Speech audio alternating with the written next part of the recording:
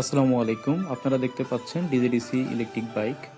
উন্নত মানের ম্যাটেরিয়ালস এবং আকর্ষণীয় এই ইলেকট্রিক বাইকগুলো আমাদের কাছে পাবেন অনেক রিজনেবল প্রাইসে।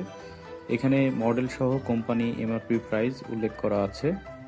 আপনারা যদি কেউ নিতে আগ্রহী থাকেন তাহলে আমার সাথে যোগাযোগ করতে পারেন, তাতে সর্বোচ্চ ডিসকাউন্টের ব্যবস্থা করে দেওয়া যাবে।